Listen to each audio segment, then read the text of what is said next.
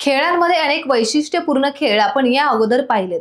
मात्र खेळी नारळ फोडणीचा खेळ आपण कधी पाहिलात का? तर कोकणात अशीच अनोखी खेळी नारळ फोडीची स्पर्धा आता रंगणार आहे.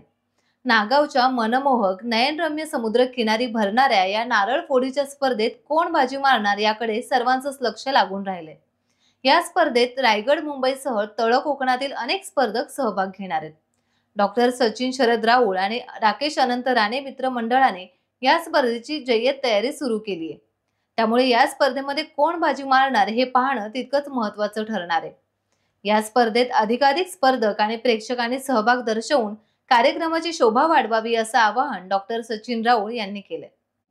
ही स्पर्धा आम्ही दरवर्षी नारळी पौर्णिमेच्या काही 15 दिवस अगोदर वगैरे ठेवतो आणि ही खेळी नारळाची स्पर्धा असते. म्हणजे जे खेळी नारळ स्पर्धक येतात ते स्वतःचे नारळ स्वतः घेऊन येतात आणि अतिशय म्हणजे जे खेळी जे असे एकावर एक आपटून हे नारळ फोडले जातात.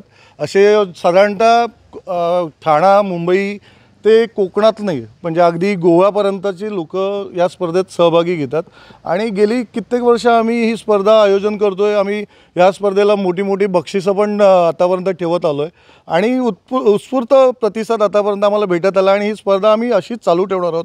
कारण आम्ही कोकणी माणसं आहोत आणि नारळ आमचा मेन हे आहे, व्यवसायाचा पण भाग आहे आणि नारळाच्या सुपारीच्या फोफळीच्या बागा बघायला पर्यटक पण इथे येत असतात. तर नारळामुळे आम्ही जगतोय, तर त्याच्यासाठीच हा आम्ही कंटिन्यू नारळ स्पर्धेचा कार्यक्रम करण्याचा ठरवलेला आणि तो आम्ही ठेवत आलेलो.